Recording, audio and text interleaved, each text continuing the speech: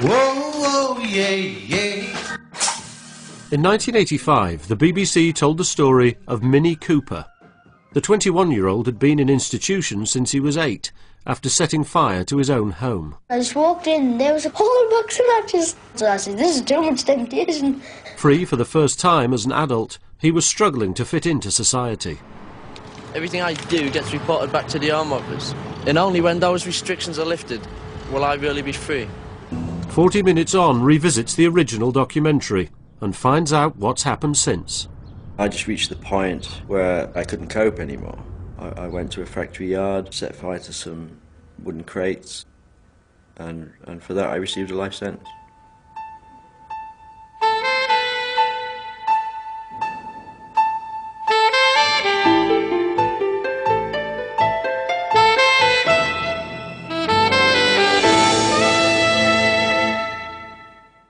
We're eating chopsticks up, you know, and you've got to put some oil, some of them, to get a shed on fire.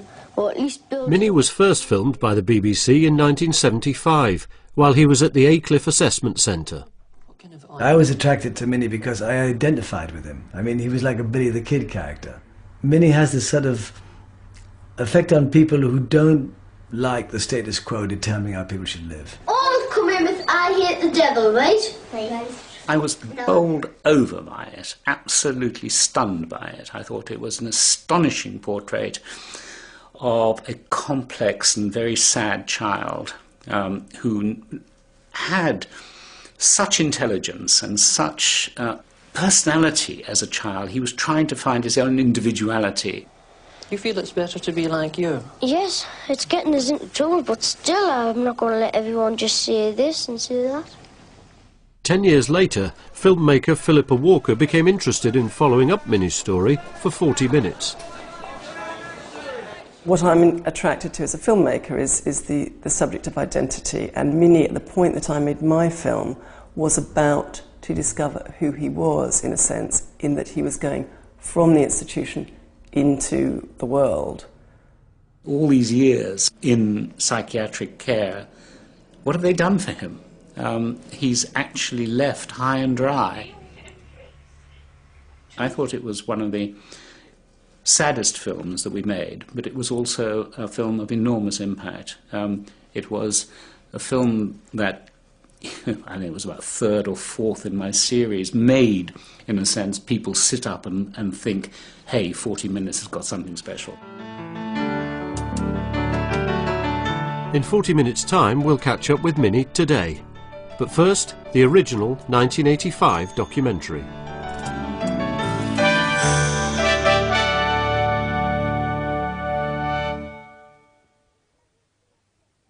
And I just saw, glanced at a box of matches, and I was standing there, and there was a whole box of matches standing on the mantelpiece.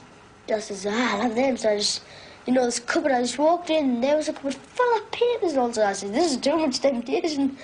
I wasn't meaning to build a house there, you know. I said, this is too much temptation, it's got to happen. And, you know, it goes in my mind, I can't get rid of it, so I says, all right, I'll do it. So I lit the matches and free. At the age of 8, Michael Cooper, known as Minnie, began starting fires. Finally, he set fire to his own house while his father was asleep. 10 years ago, he was the subject of a BBC documentary, but was not allowed to see the film. Today, he's seeing it for the first time. He came out on the roof without on, and all the ladies. Minnie has had plenty of time to consider his actions. He spent more than half his life in institutional care. What do you mean when you said that it was too much temptation? You know, it just goes in my mind, you've got to do it, I've got to make that fine, that. So I do this. Yeah. Do you often get that temptation? Aye. A lot of times. Like, for nicking in that. Because it goes in and says, it's a great thing, you know, as if I really want to do it, I think it's a great thing, that's what happens. What's crazy about the whole thing is as I showed a lot of insight as to what I was doing. But I didn't show any attempt to stop what I was doing. Which is a question that's bugged me, and I've often asked myself, was I insane? Well, not quite as strong as that, but was there something missing? Because for a guy to be able to show as much insight, a guy should be able to make attempts to stop. You shouldn't be doing it, you know? It just shouldn't be happening. If you can show that much insight as to why you're doing a thing, then it shouldn't be carrying on. Do you do anything special with the stuff to make it burn better? Well, it depends what kind of fire I'm having. There's different kinds of fires. Mm. What's the difference then? Can you explain the I difference? could be setting a shed on fire, I could be having a little stick fire. What's the difference between a shed and a stick? Where you can chop sticks up, you know, and you've got to sort of squirt. You've got to put some oil somewhere on to get a shed on fire. Or at least build it up with paper and things like that and then set it all on fire. It gives time for the wood to go up. What kind of oil do you mean? Not 3-in-1 oil. Mm-hmm. Just squirt certain places and set it all. I didn't know that burned. Did. It's very good stuff. I didn't realise you gave it that much thought. I didn't realise that actually went into that much detail. As if I knew every way of getting the exact effect that I want. From what I can remember sort of now, I thought I just sort of got a box of matches and set something on fire. Mm. Now that's what you do. What do you think about it? Do you think it's a good thing to do? Mm. To me it is, but to other people it's not. To other people it's not. Can you understand their point of view when you say that? Because people don't like having fires set all over the place. Mm. Can you understand that? Yeah. And do you not want to agree with them? Don't agree with them. I think I should be able to set a fire if I want to. If you feel like doing it, you feel you should be able to do it. Huh? If they want to stop us, wait till the fire's gone, then put it out. Although what I was doing was serious, I just knew how far I could go, you know? I mean, as I say, the fire in the house, I didn't know my father was there. Had I done it, I can't imagine for 1 minute I'd have done it, you know, really. Although, the nastier side of it is, maybe I would have done. I want to know more interesting things, like why. And you may not be able to tell me the things I really want to know. In fact, I don't suppose you will be able to. Really? That's what you want? I mean, if I said, you tell me what's exciting about fires, you'd find that an impossible question to answer, I expect. You kind of sat there and he sat there, and you know why he sat there, because he's going to make all kinds of deductions. And you're going to pick up on everything you say, and this is in your head. One flame isn't much like another. You're thinking, what's he going to do? What's he going to make a report? He's going to put this report to somebody else, and what they're going to say. So you tend to think a lot. If you did it simply to enjoy the flames, why not set fire to somebody else's house instead of your own? Did that occur to you? No. There's more to it than liking flames. In view of the history of antisocial behavior and the serious risk that Michael presents to himself and to the community, he will require long-term treatment under conditions of physical security. In our view, Michael's problems are such that we cannot entertain, for his sake and for the sake of the public, to let him roam around freely in the community. Do you agree? Right. I think if I may say so, the thing that struck me about the whole of that thing is, believe it or not, those people were right. I mean, so like 5 years after that being made, I ended up in a state mental hospital. So to a degree, they were right. I mean, they said if something isn't done, this guy's going to go from bad to worse. And I did. Minnie couldn't cope with institutional life and ran away again and again. While hungry and on the run, he tried to steal money from his old school and was sent to Moss Side, a high-security psychiatric hospital in Liverpool. At only 15, he found himself locked up with the criminally insane. He was in serious trouble when he came here as a young boy. The criteria for admission is very strictly laid down. Patients have either got to be dangerous, violent, or have criminal propensities. So one would assume that if a patient is sent here, he falls into that category. It was like a prison, only with nurses instead of prison warders. And for the first sort of few weeks, you got a lot of time to yourself. You're kind of under observation. And I spent 3 days just in a room, three whole days, and you've got a lot of time to think. And I did quite a lot of things. In fact, I did nothing but think. I mean, you kind of get flashbacks to sort of like 5 years ago, flashbacks to sort of like 3 years ago. All the time you're thinking. To me, going to Moss Side was the complete climax to my life, if you like. A complete screw-up, you know. I thought, well, I mean, I've really hit the big time here, you know, for screwing up. I mean, I must be top of the league. Obviously, the authorities thought that if he'd have been placed in an open hospital, he might have absconded at that particular time. Of course, you can only treat the patient if you've got him here, and we wanted to treat him, so that's probably why we sent to a secure environment. I was in Moss Side for about 4.5 years. For about 2 years, I didn't go out any time at all. Constant security. At the time, I couldn't understand why they sent me there. I still don't. Authorities felt I needed security, and plenty of it. There's not a lot of places that can provide that security for 15-and-a-half-year-old people.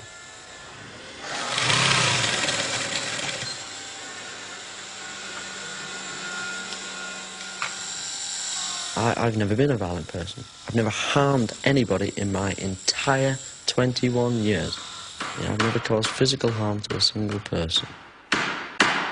He certainly, in the relationship I had with him, I never found him to be dangerous. Whilst I was with Michael, he was always very, very friendly and outgoing, plenty of personality. But by then, we'd found an interest. Right, good morning, gentlemen. I'm going to show you a few little tricks now. There's an old man in Las Vegas, he's 83, and he gets the deck of cards and he shuffles it like that, and then he cuts the cards, and after all that shuffling and cutting, if he wants an ace, all he does is cut the cards. He can cut to an ace like that. All he's got to do is cut the cards, and there's an ace. He doesn't even look at his hands go right to the aces because they know exactly where they are. Mine was 83 and has been practising for 80 years. I'm only 28, I've only been practising for 8 years, so I can't do that trick. If I was really a magician, a real magician, I would be able to take any card from the deck. There's the Queen of Hearts. Keep an eye on the Queen of Hearts. A lot of people think I swap it for another one. Look, there's the Queen of Hearts. All we do is that, and it changes into an ace. Not bad, is it? Better than digging roads, isn't it? Yeah. I was performing at one of the functions in the hospital, and Michael was there. And after it was over, he came, and he said that he was interested in magic, and would I mind showing him some? I thought it was just a general interest, but later on he became, you know, really keen on sleight of hand magic, practised a lot. And he was a quick learner with his magic, was Michael, and he caught on very quickly.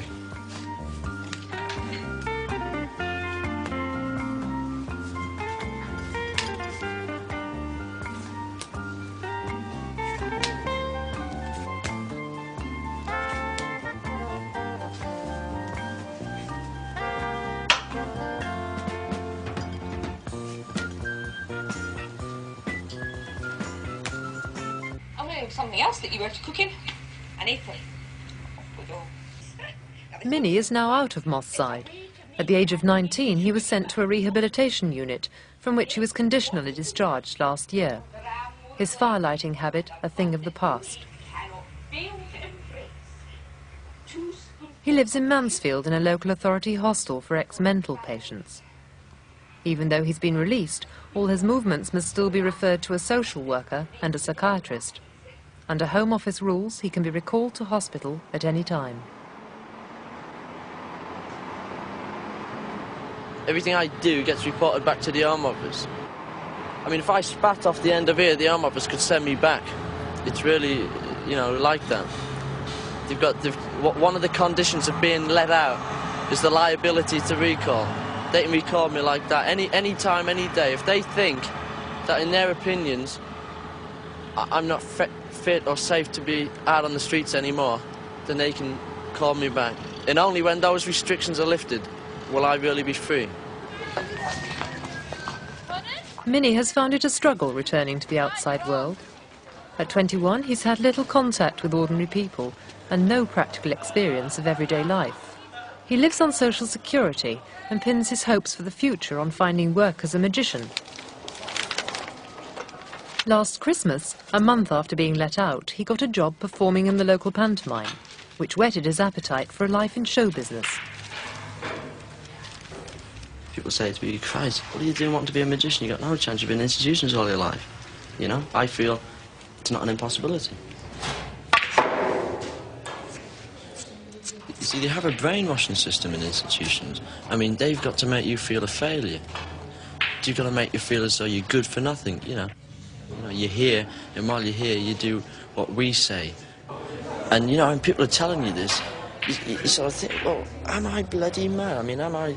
Is up here really distorted? Have I got wires loose, you know? And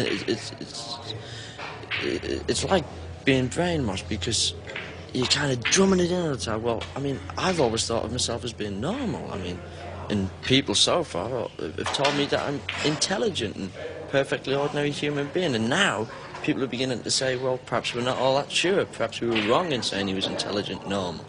And this is what goes through your mind. And that's why it can be very dangerous in that place, because you've got to decide what you're going to believe. Are you going to believe what everybody's saying you are, or are you going to believe what you think you are and think what you might be?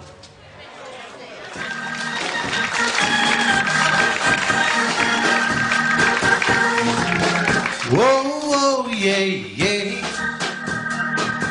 Love you more than I can say. Love you twice as much tomorrow. Whoa, whoa, love you more than I can say. Whoa, whoa, yeah, yeah. I miss you every single day. I thought my life was filled with sorrow. Whoa, whoa, love you more than I can say. Don't you know I love you so? Tell me please, I've got to know.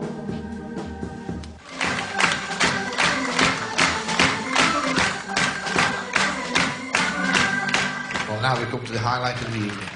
A young man who's filling clubs everywhere. I'd like you to put your hands together and welcome the fabulous Mr. Johnny Oddball.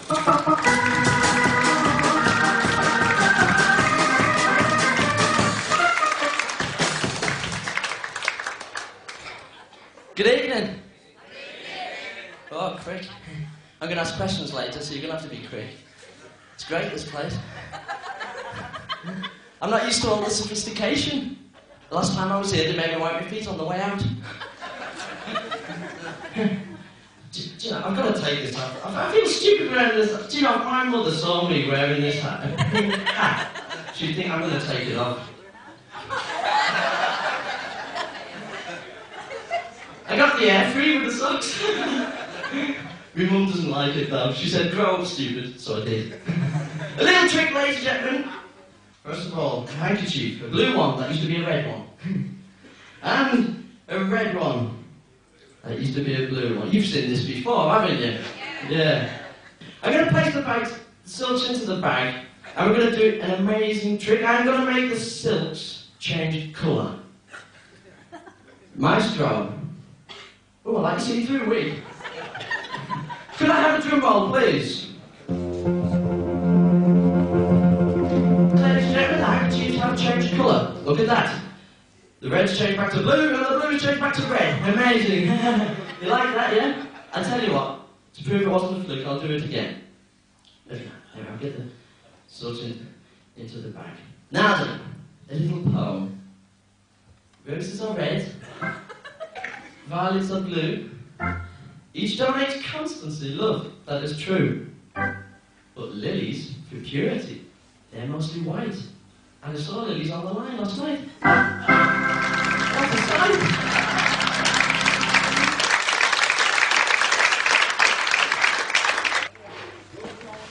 Alright, enjoy the shower. Nice, huh? It's great, fantastic. Good for me. I'll just close the door. I'll tell you. There you go. Sit still down. Hey, you've done well. You enjoyed it then? First time I've ever seen you live. The devil is a silent fox. If I could catch him, I'd put him in a box. I'd lock the box and throw away the key for all the tricks he's played on me. I hate the devil. I hate the devil. I hate the devil. He is so bad to me. No, but I mean to say we're proud of you. I thought about it yesterday. Very proud of you. Well, very proud. I'm just glad you enjoyed the show. Yes. What I mean to say is, you come on and did well for yourself anyway. Well, you could. I didn't say you did anything bad. Tempted to sometimes. I hope you come and sit with us. Yeah, well, I mean, I've got to get changed. Why get changed then? Come and sit with us. I feel as though I'm a person of my own, really, because that's how I've grown up. That's how I've developed. On my own, outside family life. If somebody was to say, do you love your father, I think I'd probably say no. Or my mother. I just think we've lived so far apart, all the time, I mean, for the past 13 years, yeah? It's not as if they're like my father is everybody else's father. Oh, Keep Michael going in. You've just come off work again, have you? Yeah. Yeah, as usual. This morning. No, son. Been it good, lad? Aye. I got this from the show. Got this from the show, wasn't it, like? It's a dog. I don't think I was what he thought I would be at that age, sort of thing. I mean, he wanted me to play for England. I couldn't even play football, yeah? I'll see you between 7 and 8 tomorrow night. Sunday night, sorry. Right? Okay. And he thought I was a puff because I did the singing. He actually thought I was gay. In fact, he questioned me about it many, many times. When we were in the car alone. We've got to look after you the best we can. And when we got you put in there, we didn't do it to get you locked away purposely, that we didn't want you. It wasn't because of that. We do our best by sending you to school, aren't we? Yeah. You know, we didn't lock you away. You know, we don't hate you. One of the things my dad used to really enjoy doing, there's a bit in there where he says, well, if you do something wrong, we've got to report it. He used to really sort of, the ogre would come out when he'd say it, you know? It's as if he really wanted to sort of say, hey, you know, I'm going to have you, you know? And I felt he got a kind of kick out of telling me that, because he was always telling me it. Now, you know when I take you back and you misbehave at home? Yeah. And then I take you back on a Sunday night, don't I? Yeah. Now, I must report anything you do wrong, you see. Yeah. You know. And by me reporting you, it's helping you. It's not me going against you. It's helping you. Yeah, I know that.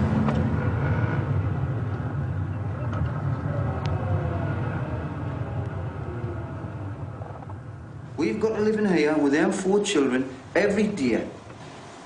So what we've got to do, we've got to have some law and order in this house that suits us. And if they do wrong, they've got to be punished. And I'll always punish them if they do wrong. Hard. And I'll punish them hard. If they've done wrong, I'll punish them hard. For us to be having the fiction I'll about punish them hard. There's no doubt about that. You see, I'd been brought up that if I did wrong, I got hit. And I got hit hard. But I didn't hold that against me dad. Because I knew that was the way my dad treated me. If I did wrong, he made punishment fit the crime. Right? I made a mistake by using that system. And it's not the first time I've admitted that. I've made it to a lot of people. I used the wrong system. I couldn't understand you. I tried always to understand you, and I just couldn't. And it got the stage where I was going to work, I was getting called out the pit to come and see where you were. We had to go to police. Sometimes we had to sit for hours on end in police station while they questioned you. And how many times did I try and talk to you in a reasonable manner and say, look, one of these days you're going to get caught. Although he has appeared in court on only one occasion, Michael has been stealing and committing offences of arson from an early age. During his time at Redwood Hall, Michael absconded 18 times. He received regular psychiatric oversight throughout this period. Michael comes from a home where there are reports of considerable problems in the family. He started wandering, then running away from home when 3 years old. What was the row about? I don't know. Is it My dad just went off, you know, down the beach and left my man behind, so she says, wait, we'll go back. So I got in the car and he started to strangle her and she got out and I came back here. When you say he started to strangle her, what do you mean? He really got her by the thread? fight a lot, normally. We argue, you know what I mean? We don't get along very well. We're both very... Sometimes we do, but... like, difference of opinions, you know. If I think it should be this and Kathleen thinks it should be the other. You know, none of us will give.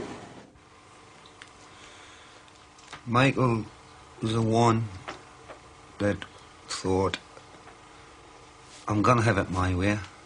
And I was exactly the same as Michael. It's going to be my way. And at the same time...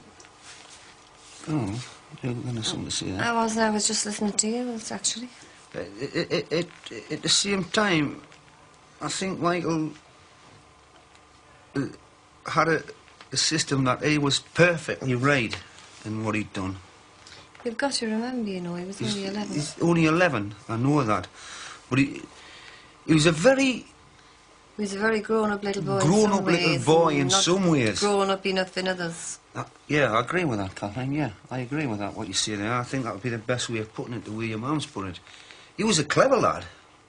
Think about it. Think about the birth of the baby and what a marvellous thing it is. And all the different things that happen through life that you can't understand. It takes a better brain than what ours are, you know? I mean, he knows what's in people's minds and why they do different things. I know you do. But you're not the only one that does. God can see into your mind. Well, I believe that. Because, I mean, there's far too much happened that you can't understand. There's got to be another person better than what we are. Never works miracles for me. Doesn't do one for me, yes. I know you don't fit in a version, Pen, but that's the way you've been brought up. That's the way we've tried to bring you, maybe. And if you wanted to, you know, you could understand it and follow it. Couldn't you now? I don't like following them kind of things. What kind of things? But why? Tell me why. Tell me a proper reason why. Just not I don't know. Why you don't want to follow it? I don't like it. You don't like it?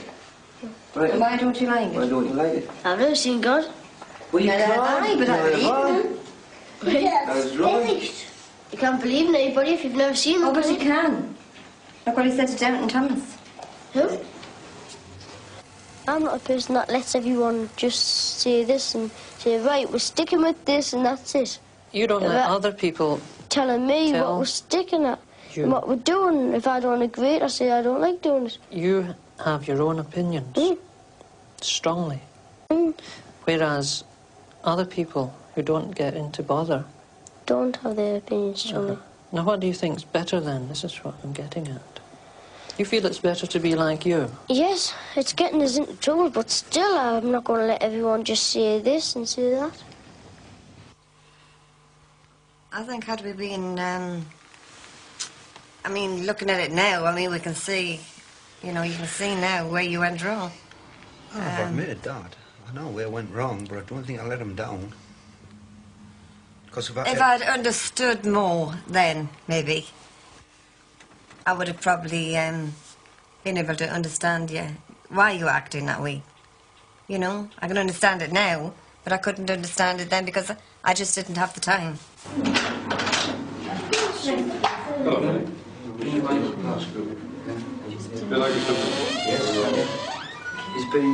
been a good lad, you know, as usual. We never get in trouble on the weekend. I know we'll write you this week. So, right. Big lad. Thank you very much. Come on, man. It's a good lad.